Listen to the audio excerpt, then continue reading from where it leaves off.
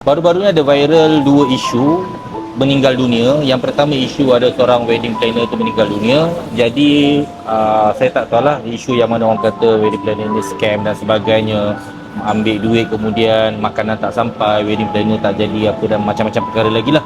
Saya tak nak sentuh bab isu penipuan tu, tapi yang saya nak sentuh ada orang yang sampaikan okey, wedding planner ni telah meninggal dunia, tolong halalkan. Tapi bawah tu ada mangsa yang komplain yang kata, ya saya maafkan tapi hutang tolong bayar, kalau tidak saya tak halalkan. Jadi isu bila mana seseorang meninggal dunia dan hutang tak dibayar menyebabkan orang tu akan tersiksa dalam kubur.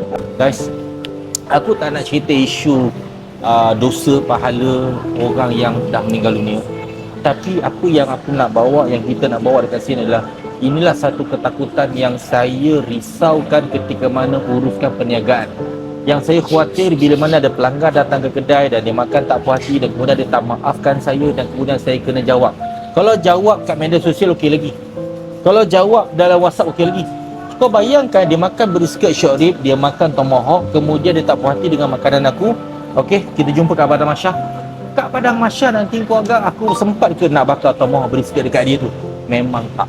Jadi aku sangat-sangat risau dalam perniagaan ni bila mana pelanggan tak puas hati dengan apa yang aku hidangkan. Sebab tu apa yang kita buat dekat kedai kita ni, siapa-siapa yang tak puas dengan makanan yang kita hidang, tolong bagi tahu. Saya tak nak anda keluar dalam keadaan tak puas hati. Saya kena tanggung dosa-dosa tak puas hati tu. Ya, you all dah bayar dan saya dah hidangkan, tapi bila tak puas hati, maka keuntungan yang saya dapat tu adalah gharar, benda yang syubhah, benda yang kita tahu halal haram dia. Saya nak bila saya hidangkan sesuatu makanan, anda bayar dalam keadaan puas hati, lapang, dan saya pun hidang dengan keadaan lapang, dan kemudian anda pun makan keluar balik dalam keadaan gembira. Perniagaan menjadi berkat. Saya nak macam tu. Tolonglah, habis makan kat kedai kita, kalau puas hati cakap puas hati, kalau tak puas hati beritahu apa yang tak puas, kita akan sampaikan sesuatu yang lebih baik kepada anda semua, insya-Allah. Kita bagi settle, bagi jadi. Terima kasih banyak. Datang ke Rico Pizza, pastikan balik dalam keadaan puas hati. Enjoy the best. Kasih jadi.